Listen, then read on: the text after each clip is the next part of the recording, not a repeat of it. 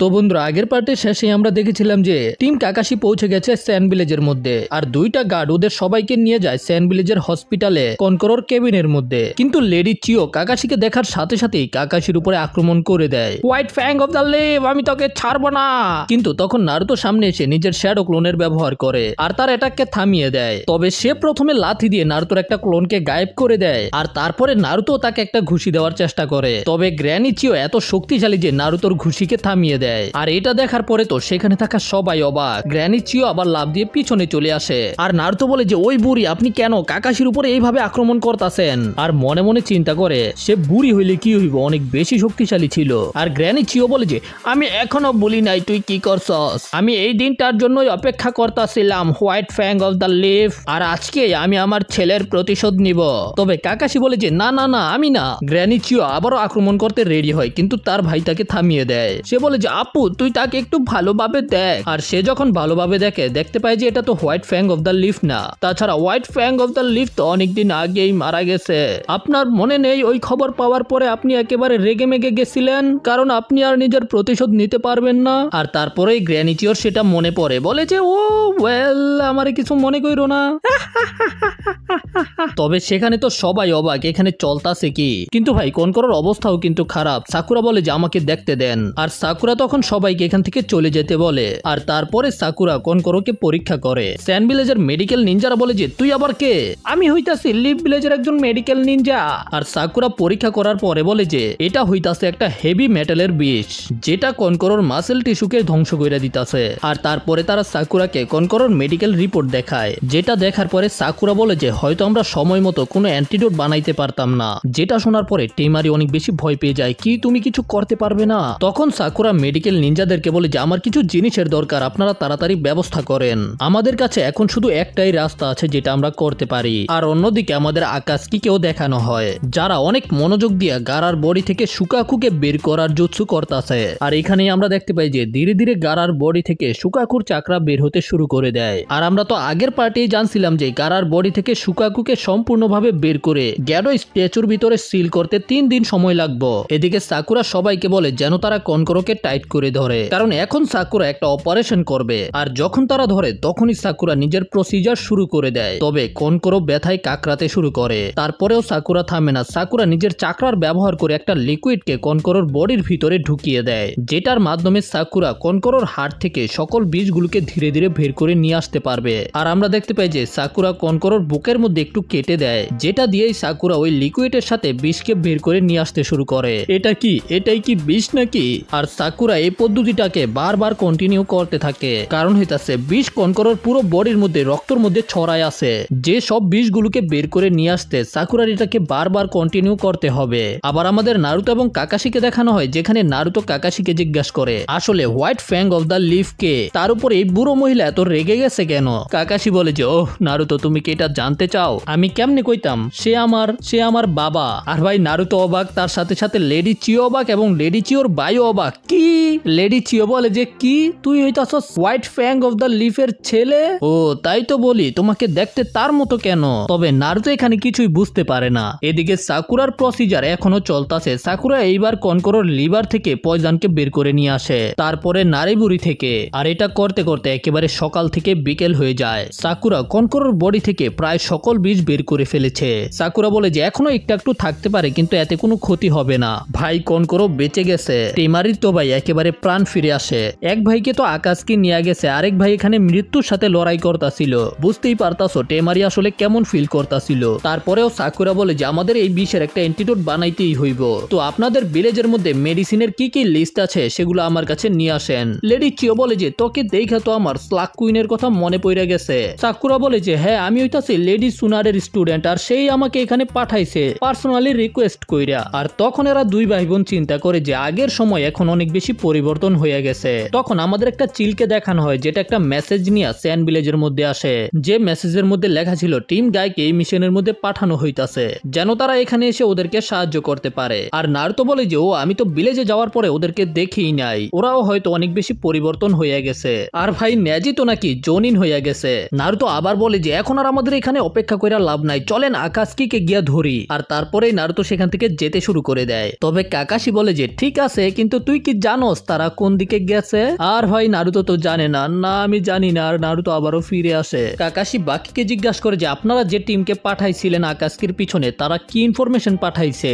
বাকি কনকরো সম্পর্কে বলে যে কনকরো একাই সবাইকে রাইখা চলে গেছিল আর কনকরোর এখন এই অবস্থা। আর তারপরে আমরা একটা ট্র্যাকিং ইউনিটকে পাঠাইছিলাম কিন্তু তাদের কোনো খবর নাই। আর তাছাড়া আমাদের একজন অ্যাডভাইজারও গায়েব হয়ে গেছে। তো আমাদের মনে হয় যে তারও এই অ্যাটাকের পিছনে হাত রয়েছে। মানে তারা এই মুহূর্তে আকাশকি কোন দিকে গেছে এই সম্পর্কে কিছুই জানে না। আর ঠিক তখনই ওদের কাছে খবর আসে যে কনকরোর জ্ঞান ফিরে আইছে। কনকরো বলে যে টেমারি তুমি ফিরে আইছো, আমি সরি। আর কাকাশি ওদেরকে জিজ্ঞাসা করে যে আপনারা কি আমাদেরকে ওইখানে নিয়ে যাইতে পারবেন যেখানে কনকরো আকাশকির সাথে ফাইট করছে। আর কাকাশি এটা বলতাছে কারণ কাকাশির কাছে কিন্তু পাকুন এবং সিগমা কুকুরগুলো আছে। তবে কনকরো বলে যে এটার কোনো দরকার নাই। আর কনকরো নিজের পাপেটগুলো সম্পর্কে জিজ্ঞাসা করে কারণ হইতাছে কনকরোর পাপেটগুলোর মধ্যে সাসুরির মাস্কের একটা টুকরা আছে। কনকরো বলে যে একজন আমার সাথে ফাইট করছে, আরেকজন গারাকে নিয়ে গেছে। আর যে আমার সাথে ফাইট করছে আপনারা তাকে ফলো করতে পারবেন কারণ হইতাছে আমার কাছে এটা আছে। আর তারপরেই কনকরো সেখানে নারুতোকে দেখতে পায়। এটা কি নারুতো উজুমাকি নাকি? নারুতো বলে যে ও কি অবস্থা। এদিকে কাকাশিও পাকুনকে তার সাথে সাথে সিগমা কুকুরগুলোকে সামান করে। ভাই এদেরকে দেখলে আমার কেন জানি অনেক বেশি জোশ লাগে, বিশেষ করে এই চশমা পরাটা সব সময় সামনে থাকে। আর পাকুন তো হইতাছে এগুলোর লিডার, এটা অন্য ব্যাপার। নারুতো বলে যে ও পাকুন কি অবস্থা? আরে এটা কি তুই নাকি নারুতো? অনেকদিন পরে দেখা হইল।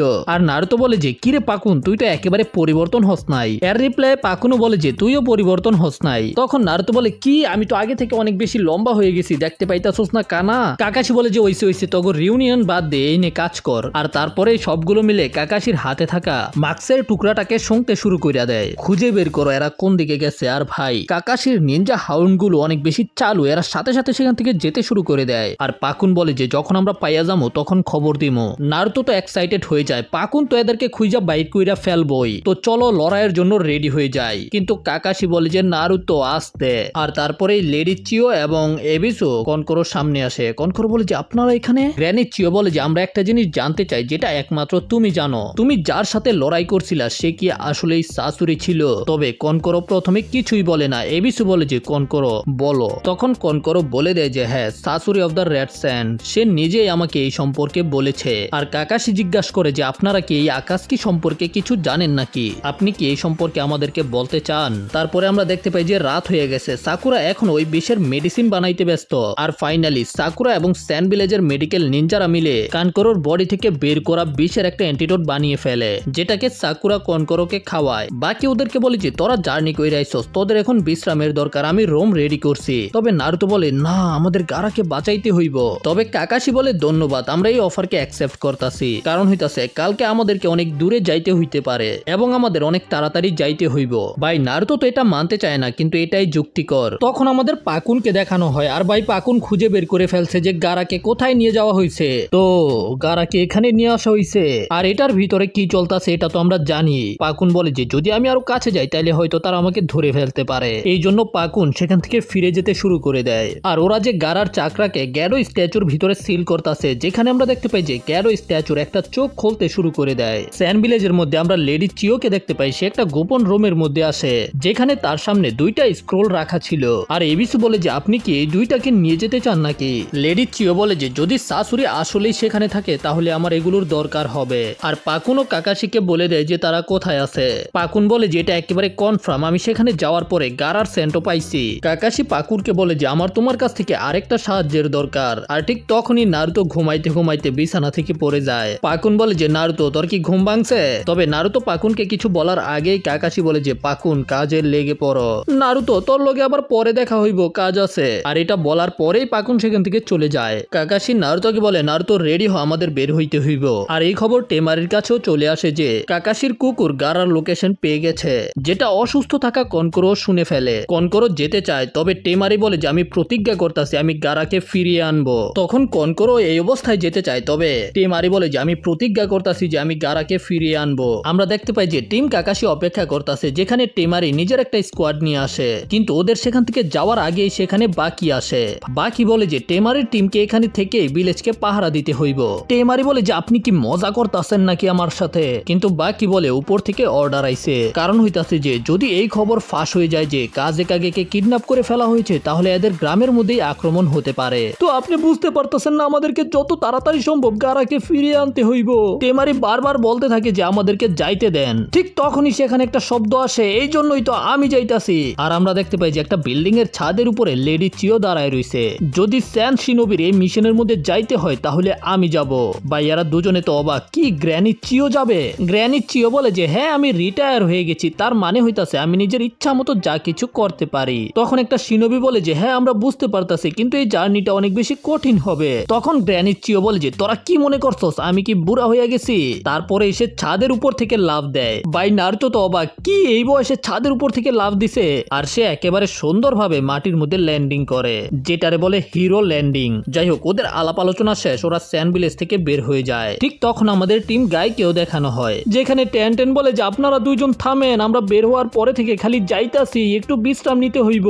তবে তখন রকলি বলে যে কি টেন তুমি কি ট্রেনিং করা ছাইরা দিছো নাকি? ঠিক তখনই নেজি সামনে কিছু একটা দেখতে পায়, এই জন্য ওরা চারজনই থেমে যায়। আর ওদের সামনে সেখানে চলে আসে পাকুন মাইট গাইকে বলে যে থাম। মানে কাকাশি এখানে পাকুনকে পাঠাইছে যেন পাকুন মাইট গাইকে সরাসরি আকাশকির ওই গুহার কাছে নিয়ে যেতে পারে। আর এদিকে যখন নারুতোরা যাইতেছিল তখন সাকুরা নারুতোকে একটা প্রশ্ন করে যে আকাশকে আসলে কত বছর ধরে নারুতোকে ধরার চেষ্টা করতেছে, কিন্তু এটার জবাব নারুতো দিতে পারে না। নারুতো চিন্তায় পড়ে যায়। কাকাশি বলে দুইজন নিনজা একবার ভিলেজের মধ্যে আইছিল নারুতোকে নিয়ে যাওয়ার জন্য, কিন্তু সেটাও 3 বছর হয়ে গেছে। এই 3 বছর তাদের কোনো খবর ছিল না, এখন তারা হঠাৎ করে ফিরে আইছে। কিন্তু প্রশ্ন হইতাছে যে তারা এই 3 বছর কেন অপেক্ষা করলো? তখন কাকাশি বলে যে এটার কিছু কারণ হতে পারে। সবার প্রথমে হইতাছে মাস্টার জিরায়া নারুতোকে গার্ড করতেছিল, আর তারা সরাসরি মাস্টার জিরায়ার সাথে ফাইট করতে চায়নি। কিন্তু গ্র্যানি চিও বলে যে আমার মনে হয় না। গ্র্যানি চিওর মতে তারা হয়তো অন্য কারণে অপেক্ষা করছে। গ্র্যানি চিও বলে যে যদি তুমি সুরক্ষিতভাবে কারো ভিতর থেকে একটা টেল বিস্টকে বের করতে চাও তাহলে তোমাকে এটার জন্য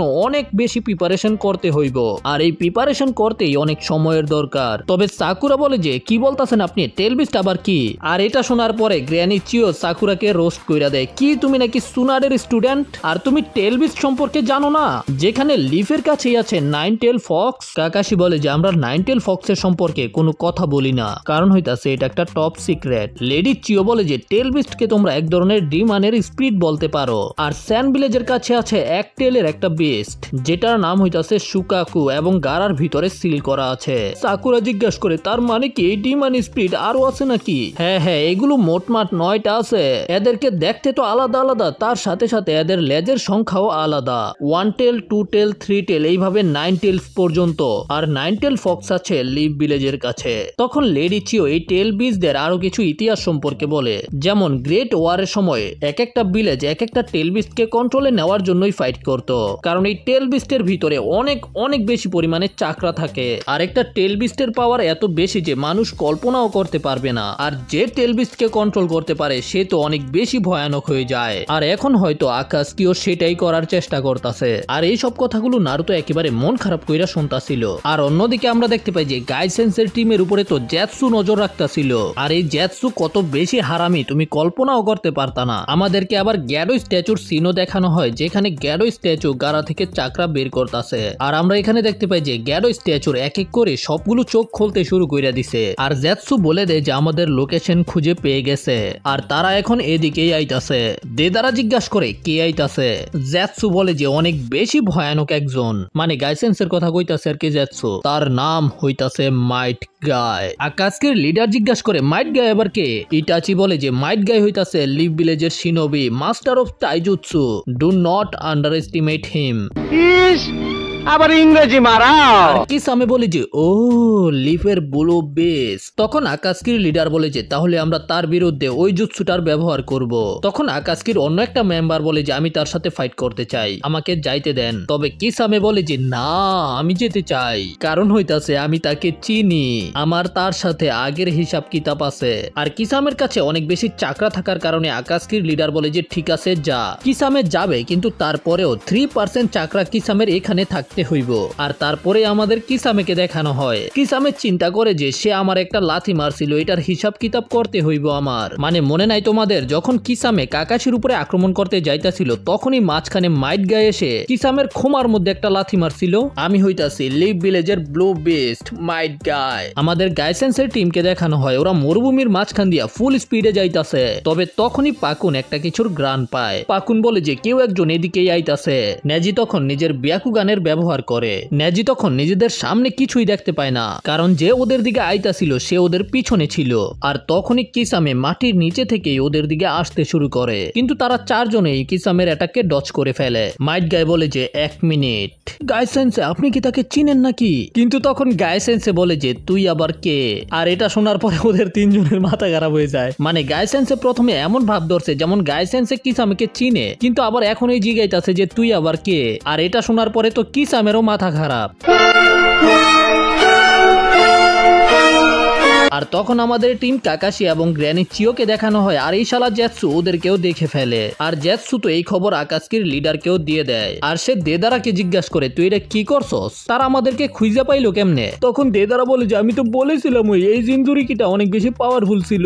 আর সেখানেই দেদারা এবং সাসুরের মধ্যেই তর্ক শুরু হয়ে যায়। তখন আকাশকির লিডার বলে যে থাম, এই জুৎসুর মধ্যে ফোকাস কর, এখন আমি কাকে পাঠাবো? তখন আবার ওই আকাশকির মেম্বার বলে যে এইবার আমি যাবো। তবে তখন জেৎসু বলে ইটাচিকে পাঠাইতে, আর আকাশকির লিডার ইটাচিকেই পাঠায়। আর ঠিক তার পরের মুহূর্তে আমরা দেখতে পাই যে টিম কাকাশির সামনে ইটাচি চলে আসে, আর নারুতো ইটাচিকে দেখার সাথে সাথেই চিনতে পেরে যায়। ভাই এদিকে গাইসেন্সের টিমের সামনে হইতাছে কিসামে, যার চাকরা অনেক বেশি, আর নেজিও এটা বুঝতে পেরে যায়। নেজি বলে যে আমি একমাত্র নারুতোর মধ্যেই এই পরিমাণ চাকরা দেখছি। আর কিসামে গাইসেন্সকে বলে যে তোর মাথার হেয়ার কাটটা এখনো পরিবর্তন হয় নাই। আর তখন গাইসেন্সে আবারও ভাব ধরে যেমন গাইসেন্সের মনে পড়ে গেছে যে আসলে কিসামে কে। কিসামে বলে যে ও এতক্ষণে তাহলে তোমার মনে পড়ছে, কিন্তু গাইসেন্সে আবার জিজ্ঞাসা করে যে আমরা কি পরিচিত নাকি। আর এদিকে ইটাচিও নিজের শারিঙ্গান নিয়ে রেডি হয়ে গেছে। আর তখন সাকুরা জানতে পারে যে এটাই হইতাছে ইটাচি উচিহা, এটা ইটাচি উচিহা সাসকের বড় ভাই।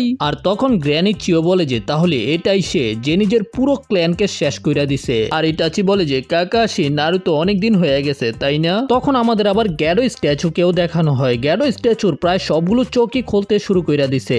মনে হইতাছে যে সবগুলো চোখ খোলা হয়ে গেলেই গারার ভিতর থেকে সুকাগুকে বের করে ফেলা কমপ্লিট হয়ে যাবে। নারুতো বলে যে আমি তোদের সবাইকে শেষ কইরা দিমু।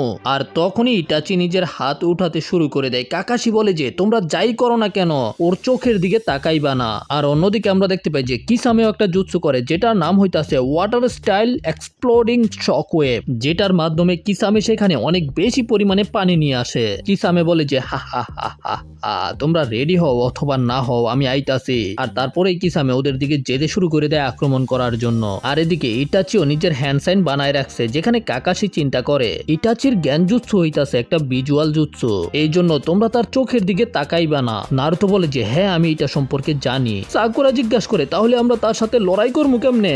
আর ঠিক তখন আমাদের একটা ফ্ল্যাশব্যাক দেখানো হয়, যেখানে কাকাশি মাইট গাইকে জিজ্ঞাসা করতেছিল যদি মাইট গাই কখনো ইটাচির সাথে ফাইট করে তাহলে মাইট গাই ইটাচির সাথে কেমনে ফাইট করব। তখন মাইট গাই একেবারে ভাব নিয়ে বলছিল এখানে শুধু একটাই রাস্তা আছে, আর সেটা হইতাছে ওর পায়ের দিকে তাকিয়ে ফাইট করতে হইব, কিন্তু এটা অনেক বেশি কঠিন হইব। আর গ্র্যানি চিও বলে যে উচিহা ক্ল্যান, হ্যাঁ অনেক বছর হয়ে গেছে গা আমি কোনো উচিহার সাথে ফাইট করি নাই। যেটা শুনে নারুতো অবাক। গ্র্যানি চিও বলে যে অবাক হওয়ার দরকার নাই, আমার বয়স দেখছস কত? গ্র্যানি চিও আরো বলে যে আমি কয়েকটা পদ্ধতি জানি যেটার মাধ্যমে আমরা এইরকম ভয়ানক জ্ঞানজুৎসুর সাথে ফাইট করতে পারবো। তখন নারুতো বলে যে তাহলে আমাকে বলেন কেমনে? গ্র্যানি চিও বলে যে যদি 1 ভার্সেস 1 হয় তাহলে সেখান থেকে পলাইবা, কিন্তু যদি তোমরা 2 জন হয়ে থাকো তাহলে তোমরা অনায়াসে ফাইট করতে পারো। তবে নারুতো বুঝতে পারে না। তখন গ্র্যানি চিও নারুতোকে বুঝিয়ে দেয় এটা বিপজ্জনক হতে পারে, তারপরেও এটা কাজ করে। যদি তোমরা একসাথে 2 জন শারিঙ্গান ইউজারের সাথে ফাইট করো তখন যখন সে তোমাদের মধ্যে থেকে একজনকে জ্ঞানজুৎসুর মধ্যে আটকাবে তখন আরেকজন গিয়ে তার উপরে সহজেই আক্রমণ করতে পারবো। আর যদি তোমরা জ্ঞানজুৎসু ইউজারের উপরে আক্রমণ করতে ফেল হয়ে যাও তারপরেও তোমার পার্টনার তোমাকে বাড়ি মেরে জ্ঞানজুৎসু থেকে বের করতে পারবো। মানে গ্র্যানি চিও বুঝাইতে চাইতেছে একজন ফেস টু ফেস ফাইট করবো, আরেকজন লুকিয়ে আক্রমণ করবো। আর এটা শোনার পরেই নারুতো বলে যে তাহলে আমি সামনাসামনি আক্রমণ করবো। তবে কাকাশি তখন নারুতোকে থামিয়ে দেয়। নারুতো বলে যে আমরা অপেক্ষা করতেছি, কিন্তু কি জন্য?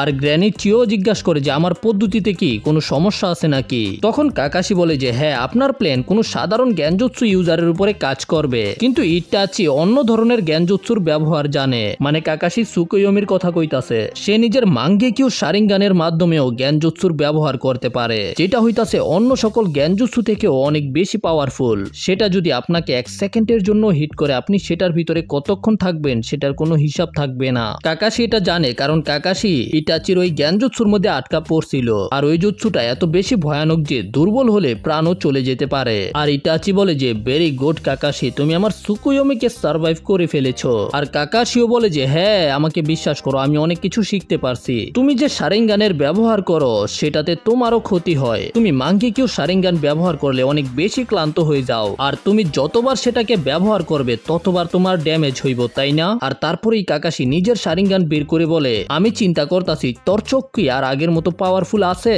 আর আমরা দেখতে পাই যে এটা শোনার পরে ইটাচি আসলেই চিন্তিত হয়ে পড়ে। আর অন্যদিকে আমাদের দেখানো হয় যে এতগুলো পানি এখানে সামান করার পরে কিসামে গায়েব হয়ে গেছে। আর হঠাৎ করেই কিসামে পানি থেকে বের হয়ে সরাসরি গাইসেন্সের উপরে আক্রমণ করতে আসে, কিন্তু গাইসেন্স সেটাকে ডজ করে আবারও কিসামের খোমার মধ্যে একটা কিক করে, কিন্তু সেটা একটা ওয়াটার ক্লোন ছিল। কিসামে আবারও পানি থেকে বের হয়ে আসে আর শয়তানের মতো হাসতে থাকে।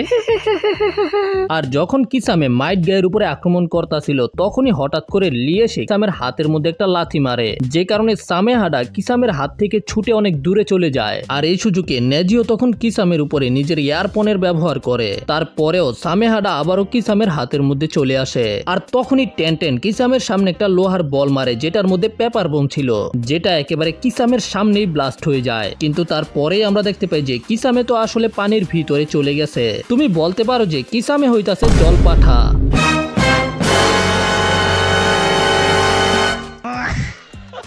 কিসামে আবারও পানির ভিতরে লুকিয়ে পড়ে, যে কারণে ওরা তিনজনে আর কিসামেকে দেখতে পায় না। টেনটেন নেজিকে জিজ্ঞাসা করে যে সে কোথায়। নেজি বলে যে সে আমাদের সামনেই আছে আর আমাদের দিকেই আইতাছে। আর তারপরেই কিসামে একেবারে শান্তি মতো পানি থেকে বের হয়ে আসে। আর ভাই গাইসেন্সে তো এখনো মনে করতে পারে নাই আসলে কিসামে কে ছিল।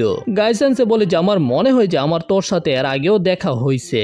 कैसा लगा मेरा मजाक? কিসামে বলে যে আমার মনে হয় না তুই আর মনে করতে পারবি, এই জন্য আমি তোকে এখন জোর করে মনে করামো। অন্যদিকে ইটাচি এখনো ফাইট শুরু করে নাই, ওরা তো শুধু সামনাসামনি দাঁড়ায় রয়েছে। কাকাশি বলে যে আমাদের এর আগের ফাইটের মধ্যে আমি তোকে সিরিয়াসলি নিয়ে নাই, আর সেটাই আমার বড় ভুল ছিল, কিন্তু এইবার আর আগের মতো হবে না।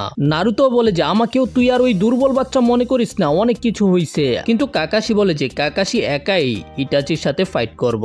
যেটা শোনার পরে নারুতো একেবারে অবাক হয়ে যায়। আর নারুতোর মনে পড়ে যে কাকাশি সেন্সে এর আগেও এইরকম করছে। যখনই কাকাশির সামনাসামনি কোনো শক্তিশালী শত্রুর সাথে হয়েছে তখনই কাকাশি ওদেরকে কইছে আমি একাই ফাইট করবো, তোরা দূরে থাক। আর এই জন্যই নারুতো এখান থেকে যেতে চায় না। আর কাকাশিও বলে যে এইবার নারুতো তুই আমাকে কাবার দিবি। আমি ভাবছিলাম যে আমি তোদেরকে কমু, তোরা সামনে যা, আমি একাই এই ম্যাটারটাকে হ্যান্ডেল করবো। কিন্তু এইবার আর আমি আগের মতো ভুল করতাম না, আগে যেই মারা খাইছি সেটাই যথেষ্ট। আর অন্যদিকে আমরা দেখতে পাই যে গাইসেন্সের টিম অলরেডি কিসামের উপরে আক্রমণ করতে শুরু করে দিছে, যেখানে নেজি কিসামের উপরে জেন্টাল ফিস্টের ব্যবহার করে। তবে কিসামের তলোয়ার সামেহাডা নেজির চাকরাকে গিলে ফেলে। আর টেনটেন তো কিসামের উপরে পেপার বোম দিয়ে আক্রমণ করে, কিন্তু সেগুলোর ব্লাস্টেও কিসামের কিছুই হয় না। তুমি কি আমাকে কাতুকুতু দিছো নাকি? ওরা বুঝতে পারে যে কিসামে নিজের তলোয়ারের কারণে সব অ্যাটাক থেকে বেঁচে যাইতাছে। আর তখন মাইট গায়ে বলে যে এই তলোয়ারটা তোর, তাই না? আর তারপরেই গাইসেন্সে কি জানি কয়, যেটা টেনটেনও বুঝতে পারে না, নেজিও বুঝতে পারে না, আর আমিও বুঝতে পারি না। যাই হোক, তারপরেই মাইট গায়ে লাভ দিয়ে আক্রমণ করে দেয়, ডাইনামিক অ্যাকশন। আর এদিকে ইটাচি বলে যে নারুতো এখন তোর আমার সাথে আইতে হইব। তবে কাকাশি তখন ইটাচির উপরে আক্রমণ করতে যেতে শুরু করে দেয়, যেটাকে ইটাচি ব্লক করে ফেলে। আর তখনই ইটাচির একটা ক্লোন নারুতোর দিকে যেতে থাকে, কিন্তু নারুতো কি আর আগের মতো আছে? নারুতো ইটাচির উপরে রাসিঙ্গানের ব্যবহার করে, যেটা শ্যাডো ক্লোন হওয়ার কারণে গায়েব হয়ে যায়। কিন্তু তারপরেই হঠাৎ করে নারুতো দেখতে পায় কাকাশি, গ্র্যানি, চিও এবং সাকুরা মাটিতে পইরা রইছে। নারুতো কিছুই বুঝতে পারে না এখানে হইছে কি। সাকুরা, গ্র্যানি, তোমাদের কি হইছে? কিন্তু তখনই সাকুরা ইটাচি হয়ে যায়। বুঝতে পারতাছো নারুতো জ্ঞানজুৎসুর মধ্যে আটকা পইরা গেছে। এদিকে মাইট গায় কিসামের উপরে আক্রমণ করতে থাকে, আর গায় হঠাৎ করে কিসামের হাত থেকে সামেহাডাকে নিয়ে দূরে চলে আসে। গায় বলে যে অ্যাটাক। আর তখনই আমরা দেখতে পাই রকলি, নেজি আর টেনটেন একসাথে কিসামের উপরে আক্রমণ করার জন্য যেতে থাকে, কিন্তু কিসামে তখন নিজের অনেকগুলো ওয়াটার ক্লোন বানিয়ে ফেলে, যেগুলো ওদের তিনজনের অ্যাটাককে ব্লক করে ফেলে। যেটা দেখার পরেই গাইসেন্সে তাড়াতাড়ি করে ওদের দিকে যেতে থাকে। আর তখন কি কিসামে ওয়াটার প্রিজন জুৎসুর ব্যবহার করে ফেলে। গাইসেন্সে সামে হাডাকে দিয়েই কিসামের উপরে আক্রমণ করার চেষ্টা করে, কিন্তু সেটা করার আগেই কিসামের ডান্ডা থেকে কাটা বের হয়ে আসে, যে কারণে গাইসেন্সেকে সামে হাডাকে ছেড়ে দিতে হয়। আর এই সুযোগে কিসামে ওদের তিনজনকেই ওয়াটার প্রিজনের ভিতরে আটকে ফেলে, যেটার ভিতরে ওরা নড়াচড়া করতে পারবে না, নিঃশ্বাস নিতে পারবে না, আর বেরো হতে পারবে না। ওরা তিনজনে এখানে ওয়াটার প্রিজনের ভিতরে আটকা পড়ছে, আর অন্যদিকে নারুতো ইটাচির জ্ঞানজুৎসুর ভিতরে আটকা পড়ে গেছে। আহ ভাতিজা আহ, এখন কি হইব ওদের চারজনের?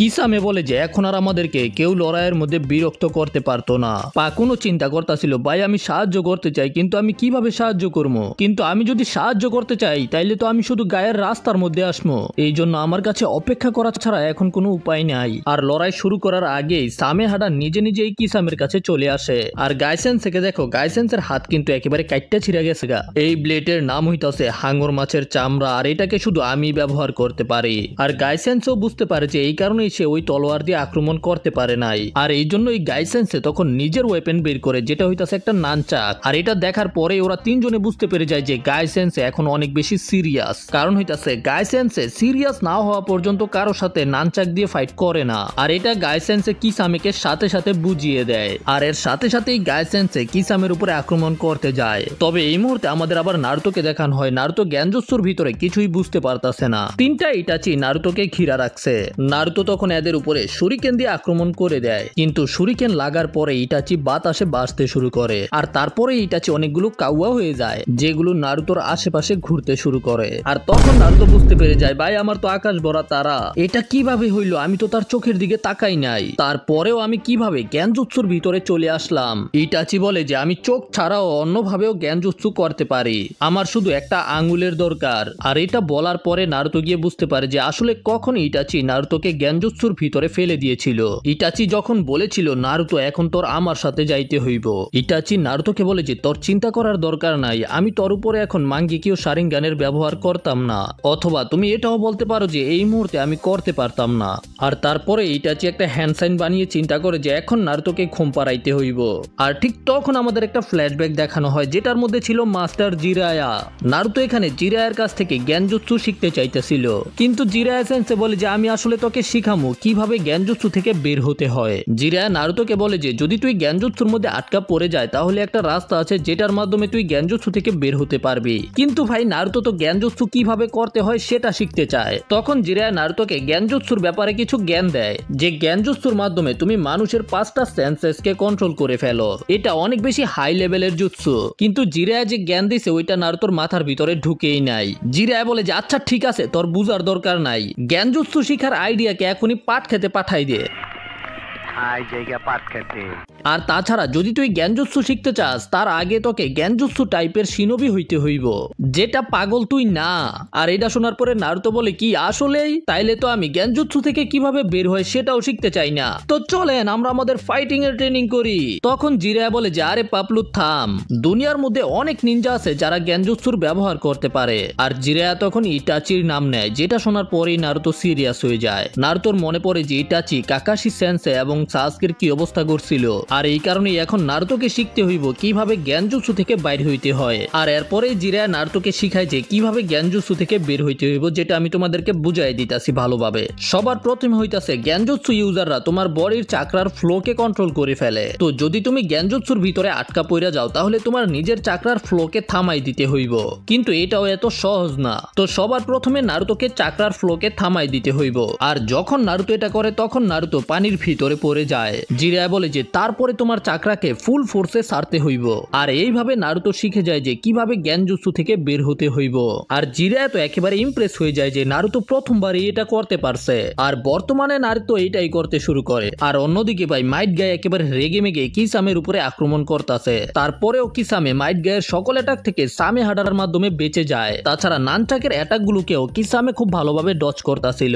আর মাইট গায়ে যখন কিসামেকে লাথি মারার চেষ্টা করে তখন কিসামে কিসামে সামেহাডাকে সামনে রেখে দেয়, যেটা থেকে কাটা বের হয়ে আসে, আর যে কারণে গাইসেন্সে ঠিকভাবে অ্যাটাকও করতে পারতাছে না। আর এরপরে এরা দুজনে একদিকে দৌড়াইতে শুরু করে, কি জন্য এটা আমি জানি না। তখন কিসামে একটা ওয়াটার ক্লোন বানায়, যেটাকে গাইসেন্সে গুতা দিয়ে গায়েব করে দেয়, আর এইভাবে এদের মধ্যে ফাইট চলতে থাকে। কিন্তু ওয়াটার প্রিজনের ভিতরে টেনটেন অলরেডি নিজের লিমিটে চলে আইছে। এই কারণে টেনটেন বেশিক্ষণ আর নিজের নিঃশ্বাস ধইরা রাখতে পারতো না, যেটা গাইসেন্সও বুঝতে পেরে যায়। আর তখনই কিসামে একটা জুৎসুর ব্যবহার করে, যেটার ভিতর থেকে বিশাল বড় একটা শার্ক বের হয়ে আসে, আর তার সাথে সাথে কিসামেও গাইসেন্সের উপরে আক্রমণ করে। কিসামে এখানে নিজের পুরো শক্তির ব্যবহার করে, যেটা গাইসেন্সও বুঝতে পেরে যায় যে সে অনেক বেশি শক্তিশালী।